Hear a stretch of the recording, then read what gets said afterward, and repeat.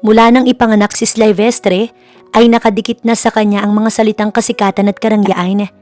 Mula siya sa elite na pamilya na talaga namang tinitingala ng lahat. Ang mami niya, ang chairwoman ng Queen's Group, kung saan nangunguna dito sa bansa. Sa international naman, hindi din bumaba ang Queen's Group sa ikatlong ranggo. Kaya't si Sylvestre at ang kakambal niyang si Scottley ay mas nakilala. Isama pa ang mukha nilang magkapatid na talaga namang madalas pagkamalang Italianong modelo. I told you, hindi nga ako interesado. Kaagad na binaba ni Sly ang linya matapos putulin ng tawag. Hapon na noon at pauwi na si Sly sa bahay.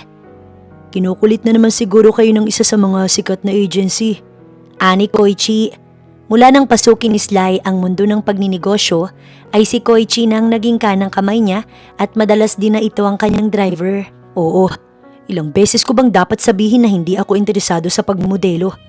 Umirap si Sly. Maya-maya pa, napansin niya ang hindi mapakaling mata ni Koichi. Kung may gusto kang sabihin, sabihin mo na. Sir, hindi naman po sa judgmental akong tao pero kasi gusto kong malaman. Ano po kasi, nasabi sa akin ng chairwoman na kahit kailan hindi pa kayo nagkanobya. Diretsuhin mo na kasi. Naiinis ng ani Sly matapos ay lumukot ang mukha nito. Koichi, ako nga'y tapatin mo. Iniisip mo ba na bakla ako? Sir, hindi naman sa ganun sir pero kasi... So iniisip mo nga ha? Nagpakawala si Sly ng malalim na paghinga kasabay ng hindi makapaniwalang reaksyon. Sa gwapo kong to, hindi ko naisip na sumasagi pala sa isip mo na hindi ako straight. Nakaka-disappoint ka. Alam mo maraming pumipili na magpaka-single na lang no? Kaysa naman lokohin lang. Sa panahon ngayon, napakadaling sabihin ng salitang I love you. Alam mo kung napapagod ka ng magtrabaho sa akin, sabihin mo lang. Kaysa naman ginaganyan mo ko. Sir, wala pa naman akong sinasabi. Huwag po kayong overthinker. Si Koichi ay para na ding best friend kung ituring ni Sly, kaya't nakakapagbitaw ito ng mga ganyang salita. Pero hayaan niyong gamitin ko ang pagkakataong to para ipasok ang pinsan ko. Total wala naman kayong hilig sa babae kaya kahit papaano, may pagkakatiwala ko siya sa inyo. Maganda kasi yun. Alam niyo ba ang campus queen yun nung kabataan niya? So matanda na siya ngayon? Hay, masasabi ko dahil kaedad niyo siya. Oh, come on. Sinasabi mo bang matanda na ako? 28 to 33 is fine. But 35? Nakangiwing ani Koichi na iiling-iling pa. Sakto naman na ang pinsan ni Koichi na pinag-uusapan nila ay tumawag. Hello, Seri. Naagaw kaagad ni Koichi ang atensyon ni Sly. Meron din kasi siyang Seri na kilala, ngunit matagal naman na. Napatawag ka? Ano? Nilalakad nga kita sa boss ko eh. May trabaho ka na ba? Ano? Kasambahay ng kambal? Nababaliw ka na ba? Alam mo naman na 4th year graduate ka tapos mas ginusto mo pang magkasambahay? Hay, ewan ko sa'yo. Nakanguso si Koichi nang patayin ng linya. Bakit? Ngayon ay si Sly naman ang nakangiti. Pinagpalit ba naman ang opisina sa bahay? Baliw na yata yun. Dito mo na lang ihinto, Koichi. Mas matatagalan ka pa sa pag-uwi kung ilalayo mo pa. O sige sir, mag-iingat kayo.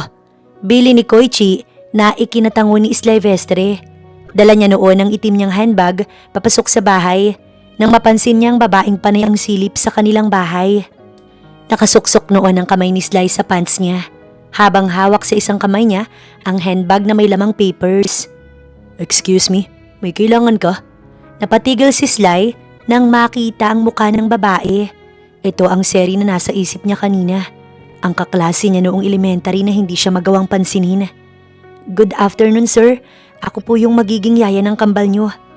Matamis ng ngiting nito dahilan para mapangiwi si Sly. Kambal ko? Si Scott kaagad ang sumagi sa isip niya. Ngunit sa kabilang banda, nagtataka siya kung hindi ba siya nito kilala. Sikat siya sa mga babae at matunog din ang pangalan niya sa school noon.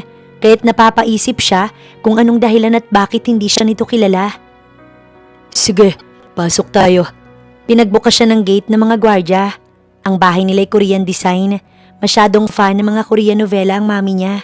Kaya't isinasabay na nito ang pagiging fangirl. Wow, ang ganda. Manghanaan ni Seri mula sa likod ni Sly. Naiilang siya. Gusto niyang magtanong ngunit tulad noon, natatakot pa din siya. May mga halaman na bonsai ang mami ni Sly. Mga batong puti naman ang disenyo sa sahig habang may mga malalaking tipak ng isang klase ng magaspang na bato. Ang bahay nila ay napapaligiran ng mga imported na puno. Sigurado, nag-i-enjoy palagi dito ang kambal kapag naglalaro. Walang kamuwang-muwang na ani Seri. Oo, mahilig tumambay si Scott sa labas lalo na kapag nagtiti. Nakangiti namang sagot ni Sly. Ti? Tanong ni Seri. Napapaisip ito kung bakit sa murang edad ng mga bata ay umiinom na ng tea. Kapag ba mayaman ganun? Bulong ni Seri sa sarili. Pasok ka, ani Sly. Sa totoo lang, hindi talaga ginusto ng mami nila na kumuha ng kasambahay. Dahil mas ginusto nito na siya mismong mag-asikaso sa kanilang magkapatid at sa kanilang daddy. Dahil 6 na taon din bago sila nabuo noon. Maraming pinagdaanan ng mami at daddy niya bago sila maging isang pamilya. At saksi si Sylvestre at Scott sa mga bagay na iyon. Ngunit dahil nasa out of town ng mom at dad nila, kaya napilitan ito na mag-hire na siyang mag-aasikaso sa kanilang magkapatid. Inanyayahan ni Sly si Seri sa mesa. Pwede ko bang makita ang documents at paper mo? Kaagad naman yung ibinigay ni Seri. Pinagmasdan ni Sly iyon at malinaw nga na ito ang Seri na kaklase niya noon.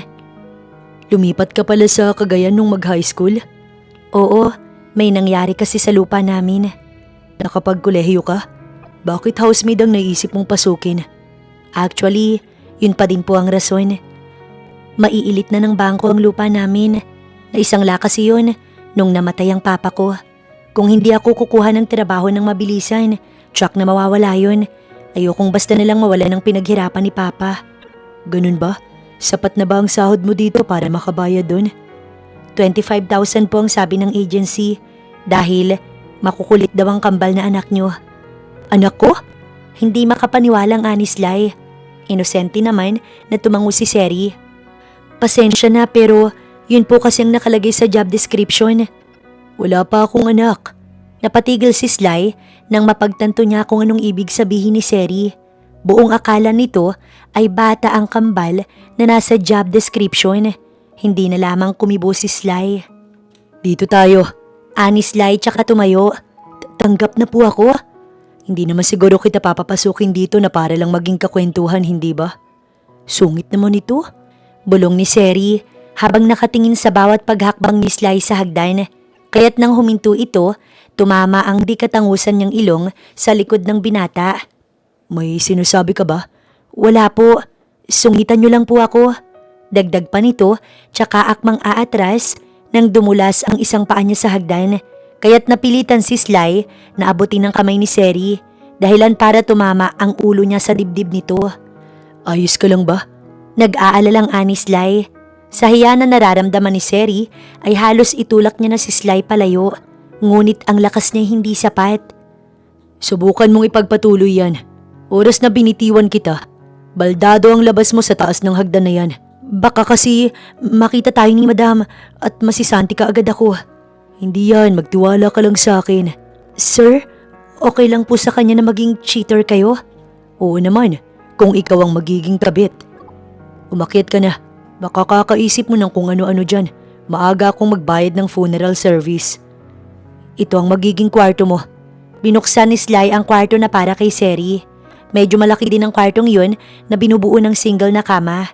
May mini table sa gilid at may drawer naman sa kabila habang may puting closet. Wow, parang hindi naman po ito pang yaya, sir. Huwag ka nang maingay. Pagtapos mong magligpit ng mga gamit mo, magluto ka na ng pagkain. Sir, yung kambal po na aalagaan ko. Matamlay na tiningnan ni Sly si Seri. Gustong-gusto niyang sabihin na naroon na sa harap niya ang isa para tumigil na ito sa kakaimahinasyon na mga bata ang aalagaan nito. Sundin mo ang sinabi ko para mas matuwa ako sa'yo. Wika ni Sly, tsaka kinabig ang pinto pasara. Napakasungit. Salamat ka na lang talaga't hindi ka pa hiniwalay ng asawa mo dahil sa kasungitan mo. Bulong ni Seri. Matapos niyang maayos sa mga gamit niya, inumpisahan niya ng gawin ang inuutos sa kanya ni Sly. Nakapamewang siya noon habang niluluto ang kaldareta. Yun lang ang laman ng ref, kaya't yun lang din ang kanyang niluto. Hindi kaya marunong magluto si Madam at halos walang laman ng ref nila? Umugong ang tinig ni Seri dahil sa katahimikan ng bahay. Nasa bakasyon pa si Scott at baka sa susunod na araw pa ang balik, kaya't silang dalawa lamang ni Sly ang nandoon. Napasulyap si Seri sa hagdan nang madinig niya ang mga yabag ni Sly. Pilit niyang iniiwasan, ngunit hindi niya maiwasan ang hindi mapatingin sa taglay nitong kagwapuhan. Gwapo sana, bulok lang ang ugali. Wala talaga sa bokabularyo ni Seri ang ma-inlove sa mga may kakayanan sa buhay, dahil batid niya naman na hindi kailangan ng mga ito ng mahirap na gaya niya. Tumalima si Seri tsaka muling hinalo ang mga niluluto. Hindi pa kaya ipapakilala sa akin ni Sir ang kambal? Kilala mo na, Seri. Kamunti ka nang mapatalon si Seri nang makita niya na lang sa likod niya si Sly na sinisilip ang kanyang niluluto. Sir, pakiusap. Kahit bawasan niyo na ang sahod ko, wag lang kayong lumapit sa akin ng ganyan. Kakaligo ko lang. At palagay ko'y kanais-nais naman ang itsura ko. Ano't pa na yung taboy mo sa akin? Iniisip mo bang may gagawin akong hindi maganda sa'yo? Sir, hindi ganon. Iniisip ko lang ang sasabihin ng asawa ninyo. Hindi siya nag-e-exist dahil wala nga akong asawa. Ang kambal na nakalagay sa job description mo, walang iba kundi ako't ang kapatid ko.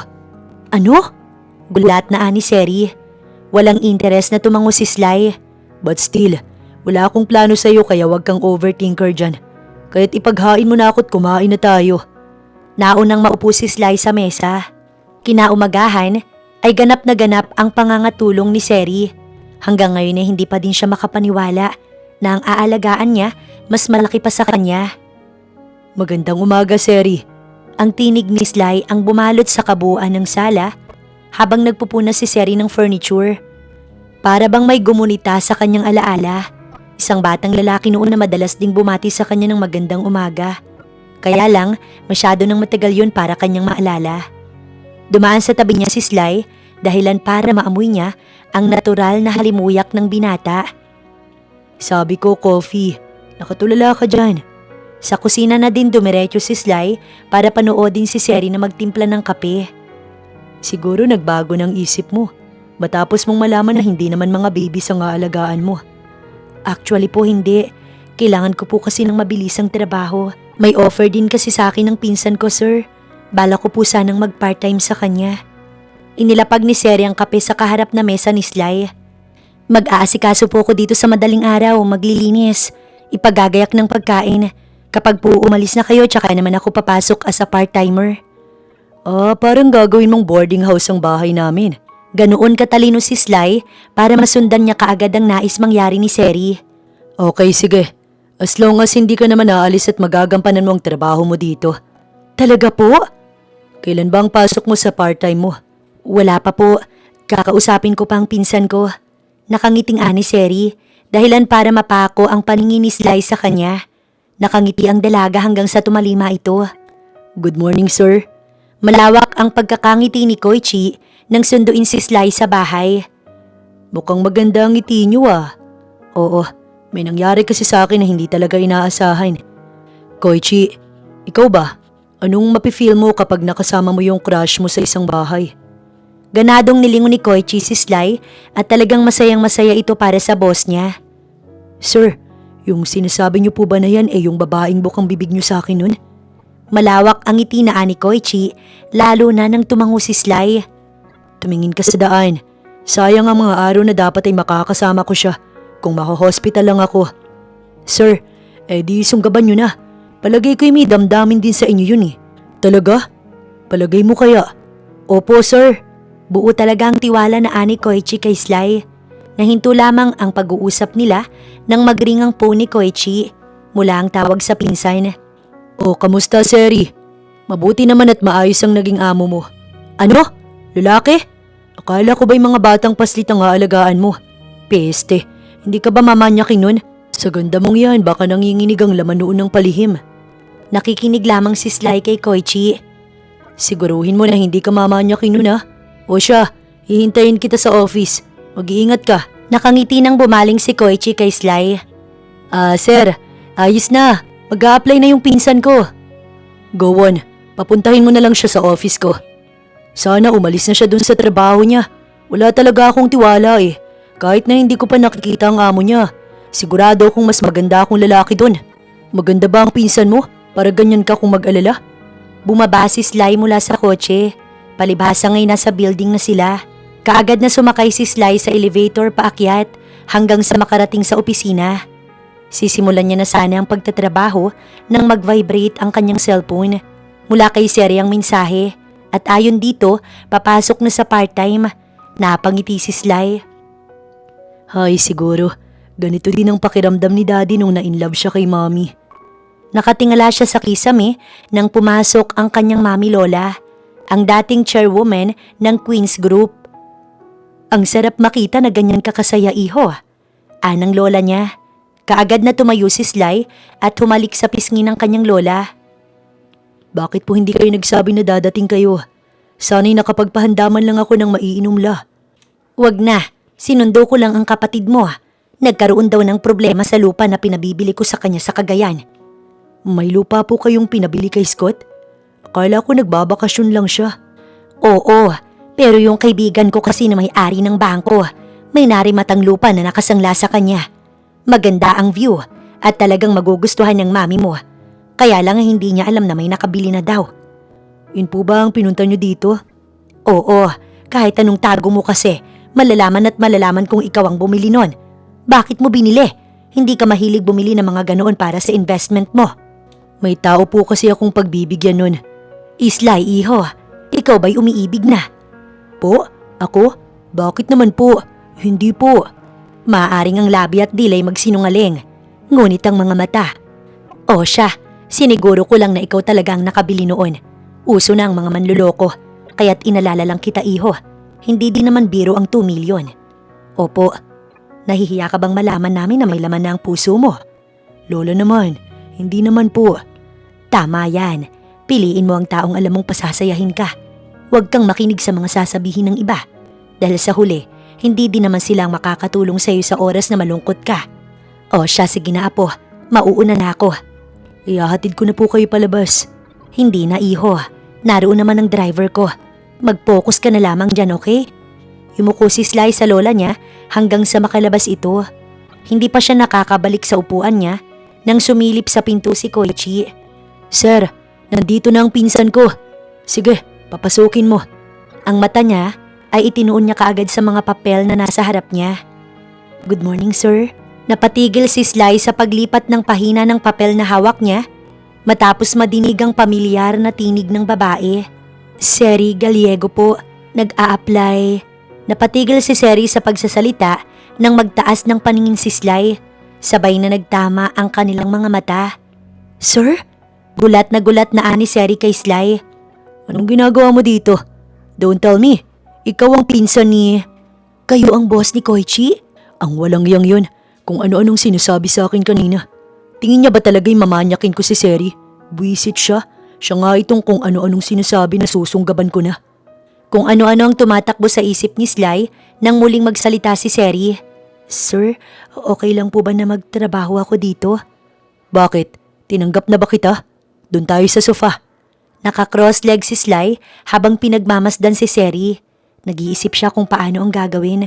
Oras na malaman ni Koichi na siya ang amo nito, baka nga paalisin si Seri sa kanilang bahay. Sir, nadinig niyo ba ang lahat ng mga sinabi ko? Alam ko na. Si Koichi, wala siyang alam na magkasama tayo sa bahay. Tatanggapin kita dito, basta hindi mo sa kanya sasabihin na ako ang amo mo sa bahay. Bakit po? May problema po ba kung malaman niya? Kung tutuusin, mas mainam nga dahil kilala niya na kayo, hindi ba sir? Oo, kaagad na ani Sly.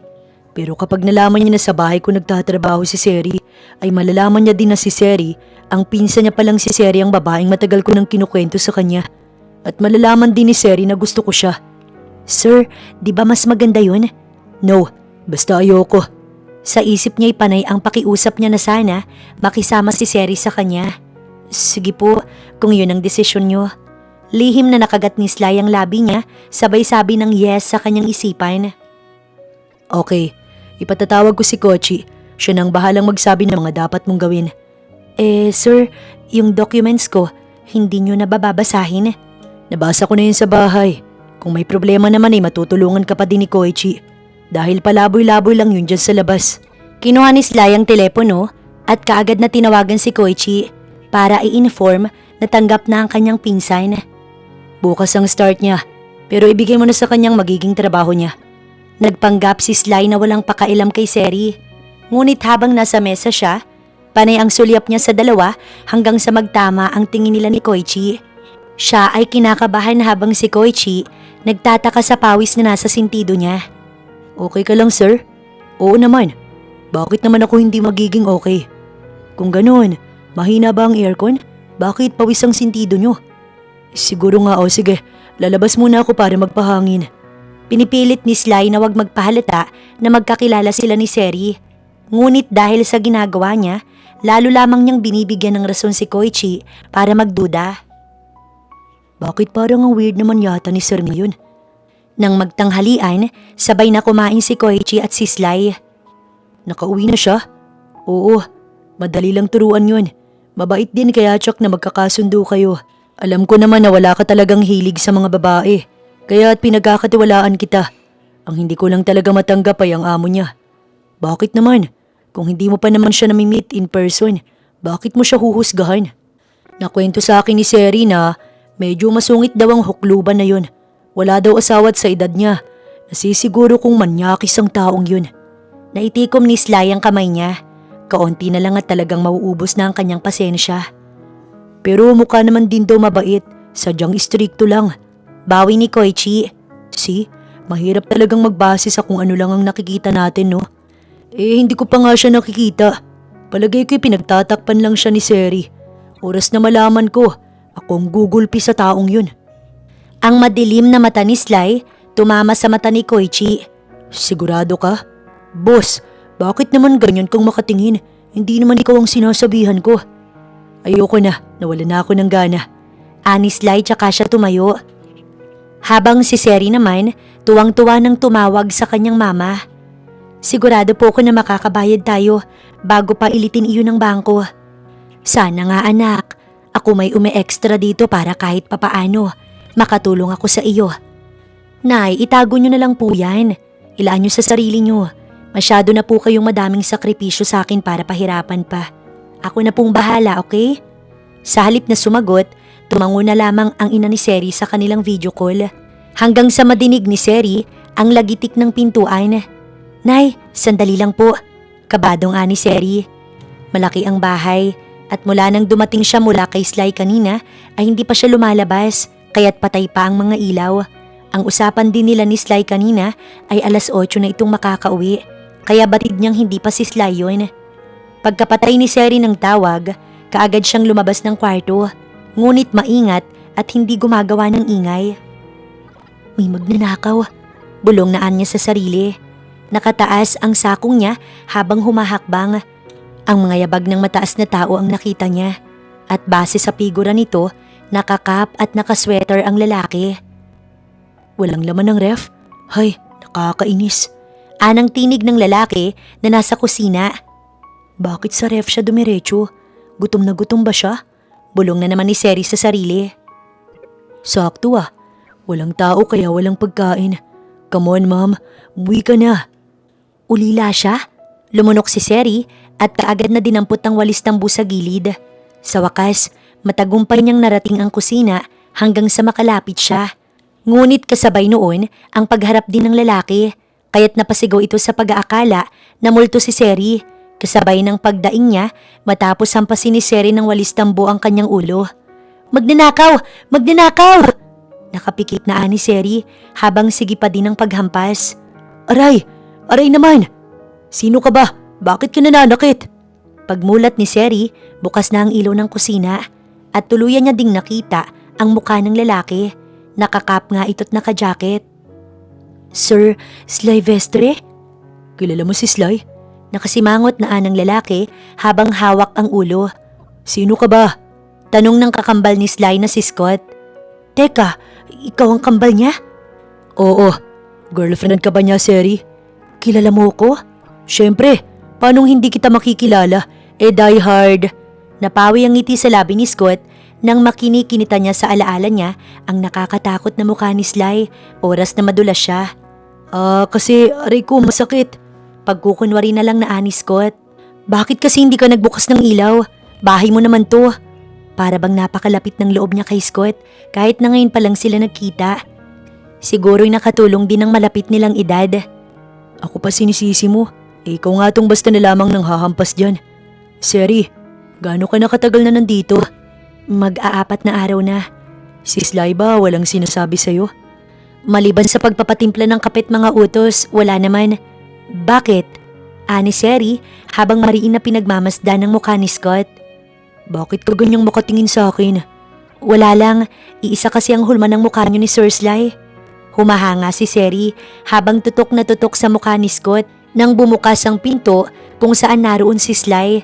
Kapapasok lang at nakatanaw sa kanilang dalawa. What's going on?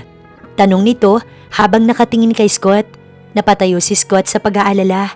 Wala siyang masyadong alam kay Sly dahil madalas itong tahimik. Kaya't nag-aalala siya na baka ito'y magselos. Yun pa naman ang pinaka-iniiwasan niya. Ayaw niyang maging rason ng isang babae para masira ang pagiging magkapatid nila. Nahihiya din na tumayo si Seri. Magluluto na ako ng hapunan. Anong nangyari dyan? Tanong ni Sly sa ulo ni Scott na may benda. Kinuwento ni Scott ang nangyari.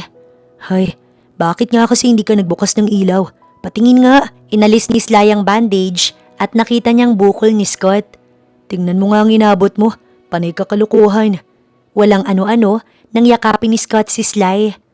Bakit?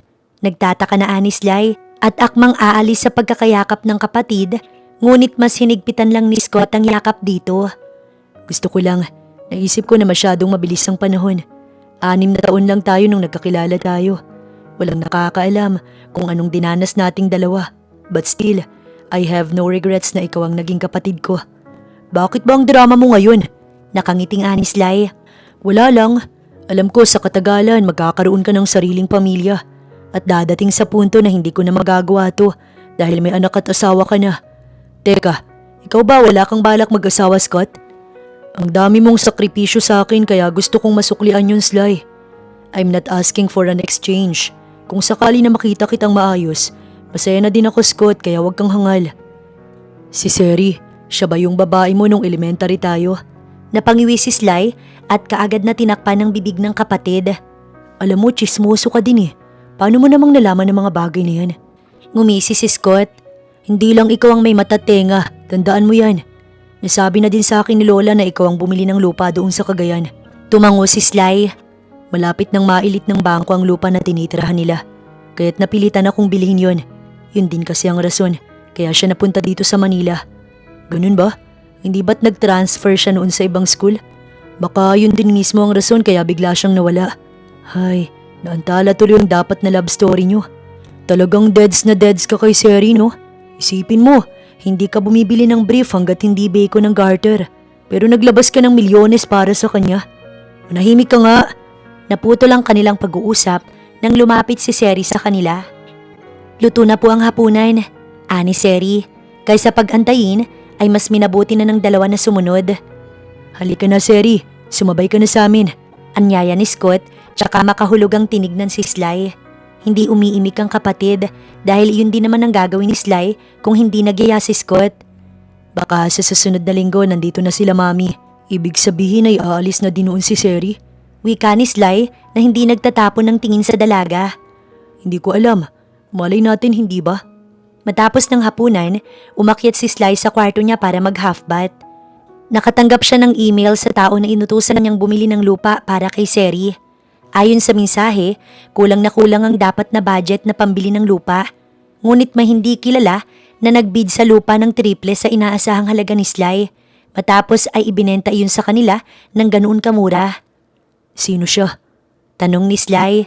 Naghihinala siya ngunit hindi niya na iyon inisip. Mula sa bintana ng kanyang kwarto, nakita niya si Seri na naglalakad-lakad kaya nakangiti siyang bumaba. Nakaputing t-shirt lang si Sly. Suot ang salamin sa mata nang lapitan niya si Seri. Malamig na. Bakit narito ka pa? Walang espesyal.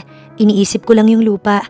Kapag kasi nakabalik ng magulang mo sigurado, aalis na rin ako dito sa bahay at mangungupahan. Pakiramdam ko, mas mahihirapan akong mag-ipon kapag nagkaganon. Hindi pa naman sure yun. Huwag mo munang isipin. Naninibago ko sa'yo. Kinakabahan tuloy ako.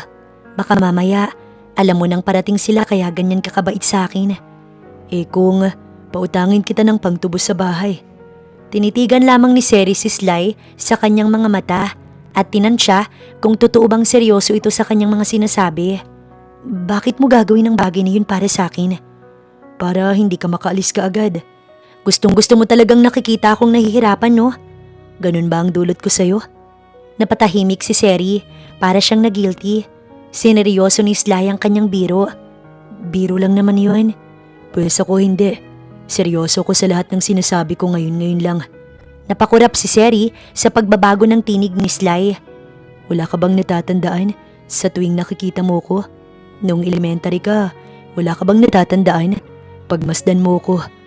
Ako yung batang palaging bumabati sa umaga. Yung palaging nagpapapansin sa... Hindi na ituloy ni Sly ang kanyang mga sinasabi nang magtatakbo si Seri palayo sa kanya. Seri, what's wrong? Patuloy sa pagkatok si Sly sa kwarto ni Seri. Ngunit nakasandal lamang ito doon. Matulog ka na. Good night, Sir Sly. Ani Seri, hindi siya makapaniwala na ang batang iniiwas-iwasan niya noon makakatagpo niya ngayon. Kinaumagahan, maaga siyang nag-asikaso para sa almusal ng dalawa. Bakit ganyan ang mukha mo? May nangyari ba? Napasinghap si Seri nang makita sa tabi niya si Scott. Wala naman, bakit ang aga mong nagising? Hindi. Kakauwi ko lang talaga, Seri. Ikaw, bakit ang aga mo naman yatang magising? May part-time kasi ako, Scott.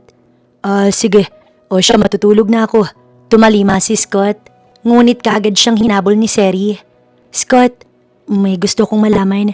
May kilala ka bang Vanessa? Vanessa? Oo, ang alam ko, yun ang malaki ang interest kay Sly. Bakit, nagsiselos ka ba? Hindi bakit naman ako magsiselos? Sino ba ako? Nang magising si Sly, wala na doon ang dalaga. Nakahain na din ang kanyang pagkain. Wala siya? Takang ani Sly. Oo, maagang umalis. Naupo si Scott sa harap ng kapatid. Ikaw nga, umamin ka sa akin. Pinagsiselos mo ba si Seri? Ako? Bakit ko naman yun gagawin? Tsaka ano naman ang gagawin ko para pagsilosin siya? Siya nga itong tumakbo kagabi. Nakanguso na ani Sly na wari nagtatampo. Bala kong sabihin sa kanyang tungkol sa lupa. Kaya lang, nagtatakbo siya palayo kagabi. Paano niya nakilala si Vanessa? Nagtatanong ang mukha ni Sly kung sinong Vanessa ang tinutukoy nito. Bro, yung babaeng kulang na lang. Dalhin yung bahay nila nung mag-birthday ka. Sinasabi mo bang ginagamit ko ang babaeng yan para pagsilosin ko si Seri? At bakit ko naman gagawin yun? Tingin mo magkakagusto ko sa babaeng yun? Diyos ko ka. Paano ngang nakilala ni Seri yun? Anong mali ko? Madaming sideline si Seri. Baka isa sa mga napagtrabahuhan niya noon. Siguro nga. Sumang-ayon na lamang si Scott sa kapatid kahit na hindi ito kumbinsido. Samantala, nasa opisina na noon si Seri at ngayon niya lang din nalaman na sekretary ang ganap niya kay Sly. Buong akala niya, katuwang lamang siya ni Koichi. May bisita si Sir Sly. Ikaw na munang bahala. Hindi naman kasi sinabi noon na malilate siya. Problemado na ani Koichi. Halata na importanteng tao ang bisita. Kaya't ganito itong mag-react. Pinupunasan na noon ni Seri ang table ni Sly nang madinig niyang bumukas ang pinto. Inaasahan niyang si Sly ang naroon. Ngunit nagulat siya nang makita ang mukha ng babae. Babae na kilala niya. Vanessa? Seri? Paano kang nakarating sa kumpanya ni Sly? Hindi ko alam na pag-aari niya pala to Nag-iwas ng tingin si Seri. Naglakad palapit si Vanessa sa kanya at mahigpit na hinawakan nito ang kanyang braso. Akala mo ba ititigil ko ang pagkuha ng lupa niyo? Binalaan na kita noon pa man na lumayo ka kay Sly. Ginawa ko, hindi ba? Hindi ko alam kung bakit ayaw mong mapalapit ako kay Sly. Pero ginawa ko. Hindi ko ginusto na magtagpo muli ang aming landas, Vanessa. Kaya ngayon, sinasabi ko sa'yo na lumayo ka ulit sa kanya. Hindi ko maaaring gawin yan dahil kailangan ko din ng pera. Sabi mo sa akin walang gagalaw ng lupa namin kapalit ng paglayo ko sa kanya noon. Pero bakit kailangang bawiin sa amin ng bangko ang lupa na sa amin naman dapat? Wala akong pakialam. Binawi ni Seri ang kanyang braso. Pues, wala din akong pakialam sa'yo. Hindi ko alam kung ano bang kinatatakot mo sa akin, pero wala akong pakialam. Kailangan kong mabawi ang lupa namin. At ito lang ang paraan para magawa ko yun. Hindi, Seri. Hinawakan ni Vanessa ang kamay ni Seri. Listen! Ngunit kaagad din siyang napabitaw nang bumukas ang pinto at pumasok si Sly. Ang mata nito napako lamang sa mukha ni Seri. Kumain ka ba bago ka pumunta dito? Oo, kasama ko sina... Seri, I'm asking you. Napahiya si Vanessa dahil hindi naman pala siyang kausap ni Sly. Coffee lang. Tipid na sagot ni Seri tsaka nag-iwas ng tingin. Why are you here? Malamig ang tingin ni Sly nang bumaling naman kay Vanessa. Ang alam ko, daddy mo ang kausap ko today, hindi ba? Oo, papunta na si dad pero gusto kitang kamustahin. I'm okay. Seri, mag-start na tayo. Pagtatapos ni Sly, ngunit ang pamumula sa braso nito hindi nakaligtas kay Sly. Anong nangyari dyan? Maputi ang balat ni Seri kaya kitang-kita iyon. Wala lang po to. Baka siya ng mahigpit na pagkakahawak. Sinong gumawa niyan sa'yo? Sly, tara muna kaya sa labas. I'm not talking to you, woman. Matalimang tingin nito kay Vanessa. Bakit ba ganyan ka sa akin? Wala akong pinakitang masama sa'yo para tratuhin mo ko ng ganyan. Ang gusto ko lang naman. Ang gusto mo ay hindi ko gusto. Kaya't huwag mo kong artihan. Ikaw ang pumasok sa opisina ko na para bang mahalaga kang bisita. Nanliit si Seri sa pakikipag-usap ni Sly kay Vanessa. Pasalamat na lang siya dahil hindi ganoon makipag-usap si Sly sa kanya. Ang mata ni Vanessa ngayon ay nasa kanya. At para hindi mapahiya, muli itong nagsalita kay Sly. Mahalaga naman talaga ako dahil business partner mo ang daddy ko. Oo't hindi ko tinatanggi yun. Ngunit sa'yo na nagmula na ang daddy mo ang business partner ko. Kaya bakit ka magiging mahalaga sa akin? Kung ako sa'yo, lalabas na ako. Kung gusto mong mas gumanda pa ang samahan namin ng daddy mo. Sylvestre! Naiinis na tinawag ni Vanessa ang pangalan ng binata. Lumabas ka na. Yan ang huling katagang binitiwan ni Sly matapos ay bumaling kay Seri. Ano ngang nangyari dyan sa braso mo? Kung maaari, wag mo na lamang akong pagtuunan ng pansin, sir. Ayos lang naman ako. Sinabi iyon ni Seri para bigyan ng assurance si Vanessa na hindi siya gagawa ng hakbang para makuha ang loob ni Sly. At naging dahilan nga iyon para tuluyang lumabas si Vanessa. Si Vanessa din ang rason kung bakit ayaw ni Seri sa mga mayayaman. Masyado nilang ino-overpowered ang pera, kaya't silang mahihirap, walang laban sa tuwing ganoon ang sitwasyon. Okay ka na? Pwede na tayong magsimula? Napatingin si Seri sa kanya. Masyadong halata ang reason ng pakikipagtitigan mo kay Vanessa. Siya ba ang may gawa niyan? Nagkaroon lang kami ng hindi pagkakaintindihan, sir. Tayo. Wala naman tayong hindi pagkakaintindihan, di ba? Bakit ka tumakbo kagabi? Hindi ako naniniwala na hanggang ngayon. Hindi mo pa din alam na magkaklase tayo. Sir, hindi ito ang tamang oras para pag-usapan yan. Nasa trabaho. Pwes, tinatanong kita bilang boss mo. Bakit ayaw mong sabihin sa akin?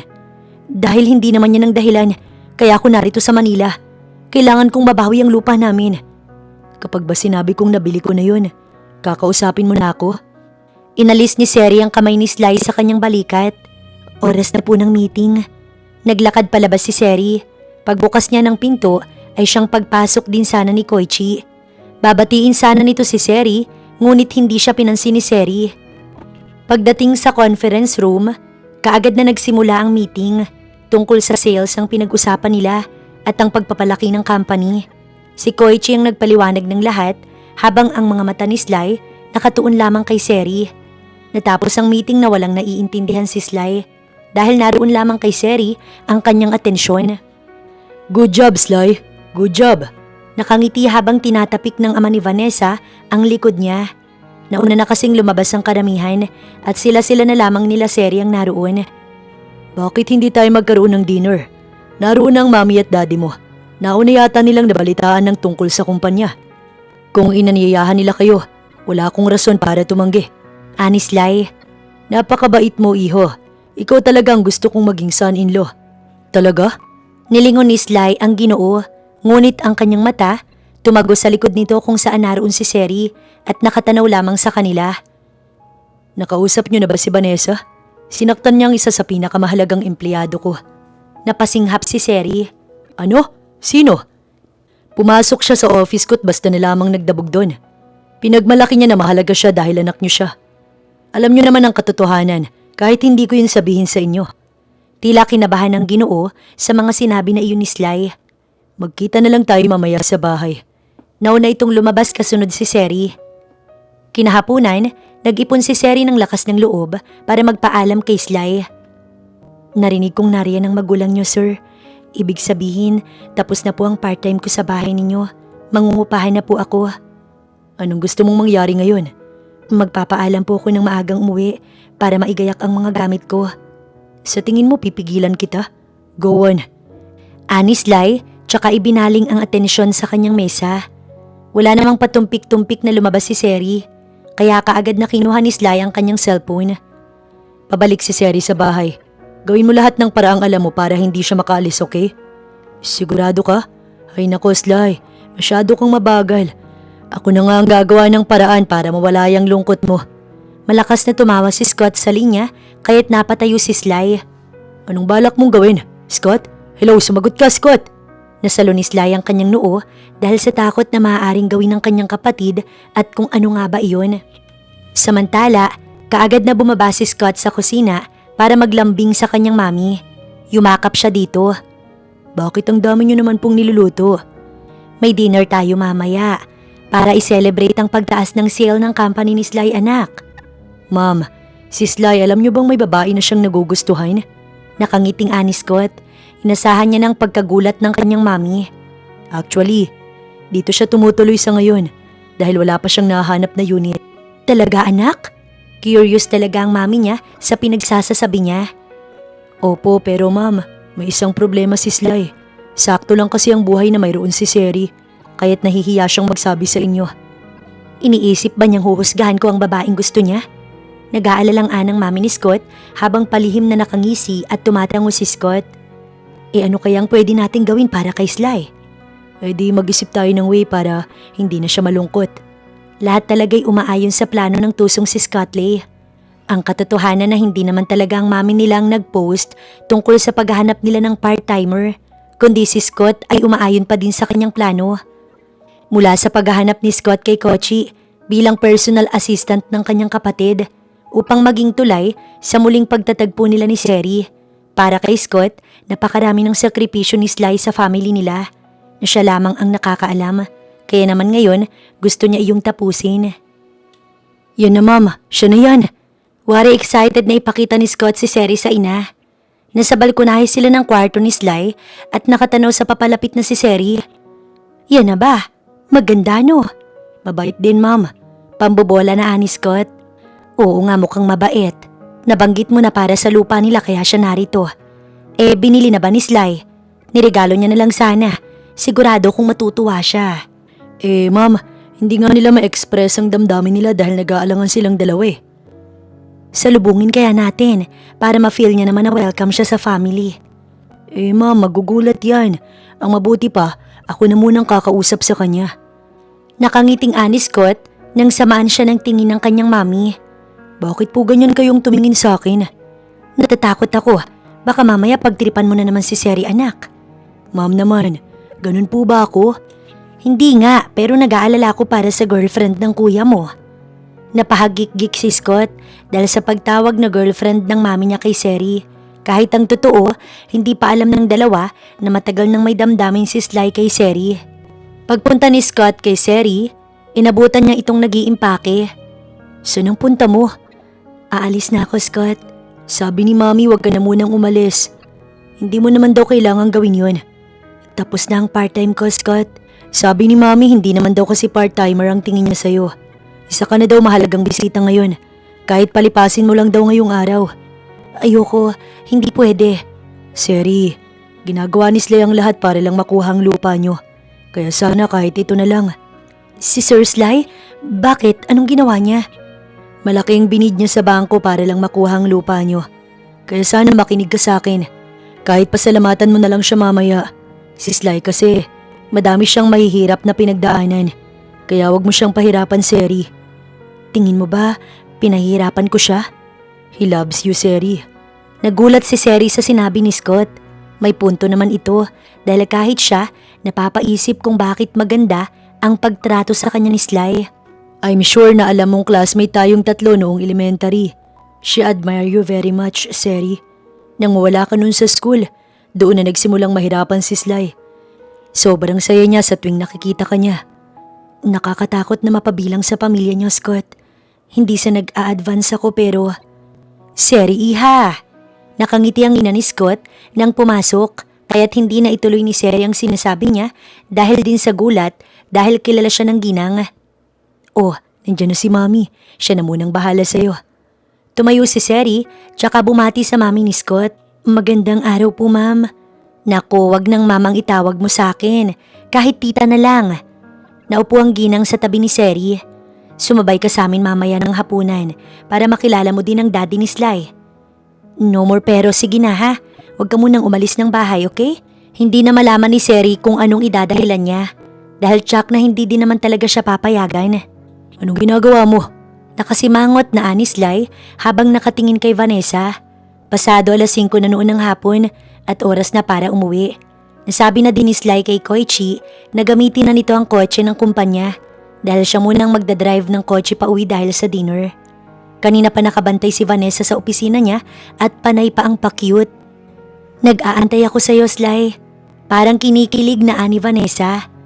Sobrang bait ni tita dahil inanyayahan niya pa kami na mag-dinner sa bahay ninyo. Feeling ko gusto niya ako para sa'yo.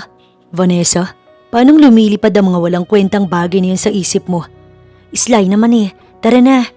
Magiliw na ani Vanessa. Umakyabit pa ito sa kanyang braso. Hindi ka ba nahihiya sa mga pinagagagawa mo? May kotse kayo hindi ba? Bakit sa akin ka pa sasabay? Para hindi awkward kay daddy pagdating doon. Umirap si Vanessa. Gusto kong magpakatotoo sa'yo. Alam mo bang kahit anong gawin mo, hindi mapapasayo ang puso ko? In short, hindi kita magugustuhan kahit anong pagpapapansin mo. Sly? Si Seri ba? Oo. Siya ang gusto ko't wala akong pakialam kahit pa sabihin mong malayo ang estado niyo sa buhay. Kahit pa anong sabihin mo, Sly, wala kang magagawa. Oras na ako ang mapili ng magulang mo. Malaki ang naitulong ni daddy sa company ninyo. Sa halip na matakot, natuwa ng malakas si Sly. Hindi kaya? Alam mo kahit wala ang daddy mo, kayang mag-work ng company ko. Bakit hindi natin antayin kung ano talagang mangyayari mamaya? Pagdating sa bahay, inabutan nila na masayang nagkukwentuhan ng daddy ni Sly at Vanessa. Tignan mo kung gaano magkasundo ang magulang natin. Sly, magandang simula hindi ba? Wala akong pakialam sa'yo, Vanessa. Hey, bakit ganyan kahaba ang uso mo? Biro na ani Scott matapos ay lumapit sa tenga ng kapatid para bumulong. Nandun sa kwarto ang prinsesa mo. Walang galos at masaya. Thanks din. Ani Sly, tsaka nanguna. Sly, sandali lang. Akmang hahabulin ni Vanessa si Sly, ngunit kaagad na humarang si Scott. Ako ba ayaw mong makasama?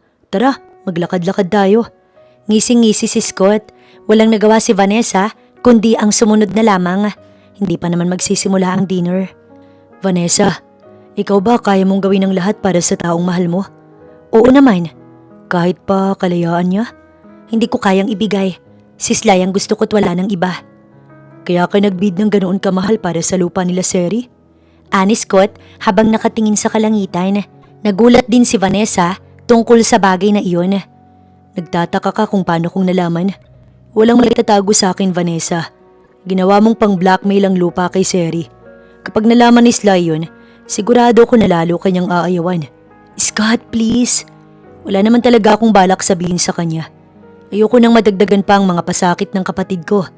Kaya naman nakikiusap ako sa'yo. Tigilan mo na ang kakabuntot sa kanya. Hindi ko maaaring gawin yon. Mahal ko si Sly. Mahal mo siya dahil sa itsura at kasikatan. Pero hindi mo siya mahal dahil sa pagiging Slyvester niya. Huwag mong hintayin na ako ang kumilos, Vanessa, para lang mawala ka sa landas niya. I can risk my all para sa kapatid ko. Hindi na naging maganda ang karanasan niya noong bata kami. Kaya't ayoko nang maranasan niya yun ulit. Tumalima si Scott tsaka bumalik sa loob ng bahay. Habang si Sly at Seri naman ay nasa kwarto. Nagstay ako dahil sa pakiusap ng mami at kapatid mo. Nabanggit sa akin ni Scott ang tungkol sa lupa. Maraming salamat pero babayaran ko yun sa'yo. Magtatrabaho ka pa din sa kumpanya ko? Hindi ka naman aalis, di ba? Gusto ka ni Vanessa. Bakit ba hindi mo nalang ilaan sa kanya? Gusto din naman kita. Bakit hindi mo din ako hayaan? Dahil ayoko sa inyong mayayaman. Masaya ka na? Kaya kong iwan ang buhay ko ngayon kung yan ang gusto mo. Baliw ka ba? Bakit mo gagawin yun? Dahil nga gusto kita. Mahal kita. Hindi ko din alam kung bakit. Nung bata ako, ikaw ang nagustuhan ko. Kala ko makakalimutan ko pero habang tumatagal, lalo kitang namimiss. Lalo kitang hinahanap. Nabaliw ako lalo nang makita kita. Napatigil si Seri dahil sa mga sinabi ni Sly. Ngayong alam mo na, iiwan mo pa din ba ako? Katukin mo na, Mami. Ani Scott sa ina nang susunduin na dapat nilang dalawa. Ngunit nadidinig naman nila ang malalim na pag-uusap ng mga ito. Paano? Nag-argue pa yata sila. Eto naman kasing si Seri. Ano bang ayaw niya sa anak ko? Gwapo naman si Sly. Matalino top students din naman mula ng elementary. Ma'am, correction. Mainitin ang ulo ni Sly. Kaya kahit alam ko ang tamang sagot, minamali ko. Para lang siyang maging top student. Wag mo nang balikan yon. Ang mahalaga naman ay magkasundo kayo, anak. Ikaw na ang kumatok. Pag-iiba ng topic ng mami ni Scott, naghihilahan pa silang mag-ina nang bumukas ang pinto at lumabas mula sa kwarto si Seri, kasunod si Sly. Ma'am, why are you here? Anak, magdi-dinner na. Nandiyan na ang lola mo Kayo na lang ng girlfriend mo ang kulang. Girlfriend? Sabay na tanong ni Sly at Seri sa ginang habang ang ginang naman tinuro si Scott na wari dito nagmula lahat. Tara na, baka lumamig ang soup. Sisipol-sipol na ni Scott habang pababa ng hagdan. Anong soup? Wala naman akong nilutong soup, Scott. Kaagad na sinundan ng ginang si Scott sa ibaba. Pagdating sa hapag ay katabi na ng lola ni Scott kaya't wala na silang magagawa pa. Tahimik na naupo si Sly at Seri habang kaharap ang buong rewis. Ang matamis ng ngiti ni Vanessa dahan-dahang nawala. I'm so grateful na kasama pa kami ng anak ko sa dinner na to. Kasama din pala si Miss Secretary. Anang ama ni Vanessa kaya kahit papaano nawala ang pag-aalala kay Vanessa. She's not just a secretary. She's part of our family. Anang lola ng kambal. Napangiti si Scott. Sukol na si Serit boto na ang buong rewis dito, kaya't wala na siyang choice. Liban na lang kung ayaw niya talaga kay Sly. Lahat ng mga bagay na yan ay tumatakbo sa isip ni Scott. Isa siyang negosyante na hindi saklaw ang ating bansa. Kaya lahat ng mga nangyayari ay kanyang planado. Tulad na lamang ng pagsang-ayon sa kanya ng kanyang lola. Kailangan na mag-quit ni Sly sa pagiging workaholic at para mangyari yun, kailangang dumating ng babaeng matagal na nitong hinahangad. Nobya ni Sylvestre ang dalagang kasama natin ngayon. Kaya't inaasahan na makakatanggap siya ng kaunting paggalang mula sa mga empleyado mo, Sly. Anang lola nila. Ngumisi si Scott. Hindi maaaring umimik kaagad si Seri dahil baka masira niyang momentum ng lola ni Sly. Ito pa naman ang pinakamakapangyarihan sa rewis. Ngunit akala ko, nagkakamabutihan si Sly at ang anak ko. Anang ama ni Vanessa. Yun din ang alam ko. Kaya't labis kong kinabigla ang mga nangyari. Anang daddy ni Sly. Umpisa pa lang po'y wala nang namamagitan sa amin ni Vanessa, Dad. At yun po ang totoo. Nag-uusap po kami dahil parte pa din yun ng negosyo. Paglilinaw ni Sly, habang si Seri naman walang kibo dahil wala talaga siyang naiintindihan. Para bang ang nangyari, pinaghanda siya ng mga estranghero kahit hindi naman niya kaarawan. Matapos ang hapunan, nagkaroon ng pagkakataon si Seri na makausap si Scott. Si Sly kasi, pinakiusapan ng mga magulang niya na ihatid ang mag-ama palabas ng gate. Sabihin mo sa akin, plinano mo ba ang lahat ng to? Ani Seri at hindi naman itinanggi ni Scott yun. Bakit mo to ginagawa? Sabihin na lang natin ako ang nagsilbing kupido mo. Gusto mo si Sly noon pa. Alam ko yun, sadyang hindi mo lang siya nakilala nung una dahil mas gumawa po siya. Paano mo namang nasabi yun? Dahil wala akong hindi alam, Seri. Ako ang genie na nag-e-exist sa mundo. Anyway, nagpadala ng tulong si Mamila sa Cagayan.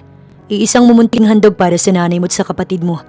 Ayaw niya sanang ipasabi pero minabuting sabihin ko na lang para naman mabago ang tingin mo sa mayayaman. Tulad niyo, mababait din naman mga kagaya namin. Well, actually, hindi naman namin kino-considered na mayaman kami. Blessing lang at ang blessing dapat sinishare, di ba? Tinapik ni Scott ang balikat ni Seri. O siya, pasok na ako. Papunta na dito si Bossing. Nguso ni Scott kay Sly na papalapit. Tinanong ni Seri si Sly hanggang sa makalapit. Anong sinabi ng lokong yun sa'yo? Nakangiting umiling si Seri. Pwedeng mag-stay muna tayo dito, Sly? Tumango naman si Sly. Iginaya niya ang dalaga papunta sa puno na may mahabang upuan na nakatali ng lubid. Sly, totoo bang tanggap ako ng family mo? Kahit tanggap ka nila o hindi, kapag sinabi kong gusto kita, gusto kita. Ang selfish ko kung ipipilit ko na magkaganon kahit alam ko naman na ikaw ang mahihirapan. Hindi ko din naman kaya na makitang maghirap ka. Isa akong rewis, kaya't malabo na maghirap ako. Bigyan mo ko ng 100, kaya kong gawing 10,000 yan. O higit pa, ganun ako kagaling. Ngumiti si Seri. Para akong nanalo sa loto, isang anak mayaman ang patay na patay sa akin. At ang buong angkan niya, gustong gusto ko. Natatakot ako na matawag na gold digger. Pero paano nga kung ganun? Nilingon ni Sly si Seri, ngunit naputo lang pag-uusap nila nang lumabas ang mami ni Sly. May dala itong blanket at mainit na tea. Malamig na ang gabi, baka sipunin kayo. Maya-maya'y pumasok na kayo. Thanks mom, ani Sly. Inaantay niya hanggang sa makalayo ito sa kanila. So, what do you mean ganun? Limasin ko ang kayamanan mo. Paano kung pera mo lang pala talaga ang habol ko? Di gagawa ko ng mas marami para hindi ka umalis. Kunin mo lang ang gusto mo dahil in the first place, ako naman ang may gusto sa'yo. Isa pa'y hindi naman ako maniniwala na ganoon ka. Di sana noon pa lang, nag-take advantage ka na sa akin. Slyvestre, paano ka bang nagkagusto sa akin? Panay kasi ang pagpapapansin mo sa akin nung bata tayo. Ako? Parang hindi naman. Mayaman kayong lahat sa school. Habang ako'y mahirap lang kaya wala akong kaibigan, hindi ako lumalapit sa inyo. Yun nga, yun mismong ginawa mo kaya mo ko nabihag. Sa lahat ng nandun, ikaw lang ang hindi lumalapit sa akin. Napukaw mo ang atensyon ko. Iniisip ko, gwapo ko, matalino, mayaman. Bakit ayaw sa akin ng babaeng to? Natawa si Seri, sabay silang tumingin sa kalangitan. Kamusta kaya ang nanay ko? I'm sure, nasa maayos na siyang kalagayan. Sabay na nagtama ang kanilang mga mata nang maglingon sila sa isa't isa. Anong tingin yan? Ani Seri. I wanna kiss you right now, Seri. Masyado bang mabilis? Ani Sly, ngunit nagulat siya nang makita niya na lang nakakaunti na lang ang espasyo ng pagitan ng mukha nilang dalawa matapos lumapit ni Seri sa kanya. Isipin mong ito pa lang ang kaya kong ibigay sa ngayon, Sly. Ani Seri, tsaka marahan na hinagkan ang labi ni Sly. Ang pagdampi lamang na plano ni Seri ay mas tumagal nang hapitin ni Sly ang bewang niya palapit sa sariling katawan ni Sly. Hindi siya makahinga dahil sa mga sunggab ni Sly. My gosh, they're kissing anak. Kinikilig na anang mami ni Scott. Naroon na naman silang mag-ina sa balkonahin ng kwarto ni Sly. Siyempre ma'am, ngayon ang kasarapan, may loving-loving, malamig ang hangin, maganda ang kalangitan. Ikaw, anong balak mo? Wala po. Balak kong pumunta ng Paris. May kailangan akong asikasuhin doon. Ayaw mo din mag-girlfriend? Hindi ko po masasabi pero malay natin di ba ma'am? Ay nako, itigil nyo na ngang maginang paninilip dyan. Saway sa kanila ng ama na si Van. Moment ni Sly yan, kaya tara na sa labas. Dahil nakita na din nilang tumayo sina Sly at Seri kaya't minabuti na nilang umalis sa balkonahe. Habang pabalik sa loob sina Sly at Seri, masaya pa din silang nagkukwentuhan. Balak mo pa din bang magtrabaho sa company ko o babalik ka ng Cagayan? Hindi, malaki pa ang utang ko sa'yo. Kahit papaano, sumaya si Sly. Kung ganun, matulog ka na. Good night, Seri. Kinaumagahan, nagising si Sly at sa kusina kaagad ang diretso nang makita niya sa sala si Koichi. Matalim ang tingin nito sa kanya, bagay na hindi niya nauunawaan. Bakit narito ka? Para sumundo. Hindi mo man lang ba ako alukin ng coffee o kahit ano? Ngumuso si Koichi sa kusina kung saan naroon si Seri kasama ang mami ni Sly. Hindi ko sinasabi sa akin. Nakapadyama pa noon si Sly nang maupo sa tabi ni Koichi. Ano kasi, hayaan mo akong magpaliwanag. Huwag ka munang magalit. Bakit, may sinabi ba ako? Nagtatanong lang naman ako kung ano yung hindi mo sinasabi sa akin. Yung tungkol kay Seri. Alam mong siya ang pinsan ko una pa lang, hindi ba? Hindi wala talaga akong alam. Nung una wala akong alam, nito ko lang nalaman. At anong balak mo sa pinsan ko? Pakasalan ko siya. Ang swerte mo dahil magiging member na ako ng family ninyo. Hindi yun ang kailangan ko. Ikaw ba, seryoso ka sa pinsan ko? Baka mamaya paglaruan mo lang siya at saktan. Ikaw ba ako? Huwag mo nga akong igaya sa'yo. Koichi, heto ang kape. Anang mami ni Sly, tsaka inilapag sa mesang kaharap ang request na kape. Pagagayakin ko na po si Seri. Papasok pa kami. Ani Sly, tsaka nagpunta sa kusina. Kamusta ka dyan? Giliw na giliw kang mag-bake ng cookies ah. Papasok tayo sa office. Maligo ka na. Nakangiti naman na tumango si Seri. Tila nakikinikinita na ni Sly si Seri na isa na niyang asawa habang nasa kusina at siya'y ipinagluluto. Itigil niyo nga ang pagtititigan niyo ng ganyan no. Talagang third wheel ang ganap ko ganun. Angil ni Koichi habang drive ang kotse. Sinabi ko naman sa'yo hindi ba? Kaya ko namang mag-drive. Ikaw lang itong ayaw pumayag. Natawa si Seri sa dalawa. Papunta sila ngayon sa airport dahil ngayon ang alis ni Scott patulak sa Paris. Pagbalik ni Scott from Paris, pwede na tayong bumisita sa Cagayan. Ani Sly, I'm sure matutuwa si Mama. Noon pa niya ako pinagtatabuyan na mag-asawa eh. Nakangiting ani Seri habang magkahawak ang kamay nila sa kotse. Si Koichi, iirap-irap sa tuwing madidinig ang tawanan ng dalawa. Talagang pag-aasawa ang iniisip mo ah. Akala mo ba madali lang mag-asawa? Pinansyal, physical at emosyonal lang kakaharapin mo. Hindi ka na pwedeng magdesisyon ng pansarili mo lang. Hay, huwag kang ang bitter. Mag-girlfriend ka na kasi. Para hindi kami ginaganyan mo. Ani Sly. Pagdating sa airport, naroon na si Scott. Hatak ang kanyang maleta. Kausap ang mami at daddy nila na nauna na din. Oh, nandyan na pala ang kapatid mo tang sister-in-law mo. Napangiti na lamang si Seri. Parang kagabi lang, girlfriend pa lang ang tawag sa kanya ng pamilya ni Sly. Ngunit ngayon, fiancé na. Ngunit hindi niya na pinansin yun dahil ilang sandali na lang at sasakay na si Scott sa eroplano. Oh, humabol pa kayo. Tatawa-tawa na ni Scott nang makita ang dalawa. Niyakap ni Sly ang kakambal. Mag-ingat ka doon. Tumawag ka kaagad kapag nagka-problema, okay?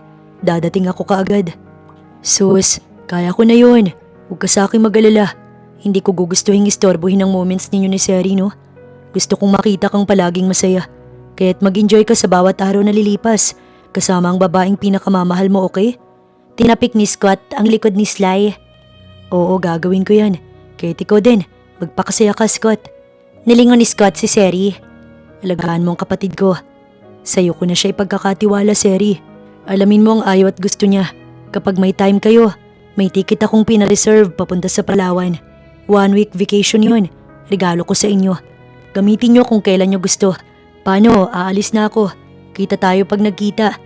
Malakas na tumatawang ani Scott tsaka kumaway sa dalawa bago tuluyang sumakay sa eroplano. Mom, Dad, una na din po kami. Paalam ni Sly. Nakangiti lang na tumango ang kanyang mga magulang. Mag-iingat ha, ang pagmamaneho. Bilin pa na anang mami ni Sly. Inakbayan ni Sly si Seri tsaka sila naglakad palabas ng airport. Hoy, kasama naman ako sa Palawan, hindi ba? Ani Koichi nang habulin silang dalawa. Sino ka para isama namin? Kinuha ni Sly ang kamay ni Koichi. Mag-taxi ka. Magdi-date muna kami ni Seri. Itinakbo ni Sly si Seri papasok sa kotse. Palagi mo nalang binubuli si Koichi. Hindi ah, close kami ni Koichi. Malaki ang tiwala niya sa akin. Drive na noon ni Sly ang kotse habang hawak niya ang isang kamay ni Seri. Palagi kitang kinukwento sa kanya mula pa noon. Kung ganun, ikaw pala ang palagi niyang kinukwento na in love sa batang kaklase niya noon. Tumatawa ang ani Seri. Kinukwento niya pala ako sa'yo? Oo, madalas tuwing tatawag siya sa akin, kaya't nakilala din kita. Hindi ko naman alam na ikaw din ang papasukan ko sa bahay noon. Hayaan mo na, ang mahalaga naman ay kasama na kita. Ikaw ang gusto ko, at ikaw lang ang gugustuhin ko, Seri. Ibinagsak ni Seri ang kanyang ulo sa balikat ni Sly habang nakangiti. Sly, ipapaubaya ko na sa iyo ang future ko. Bulong ni Seri habang nakapikit. Oo, ipagkatiwala mo sa akin, Seri. Mamahalin kita hanggang dulo, pangako. Ani Sly, tsaka hinagka ng noo ni Seri.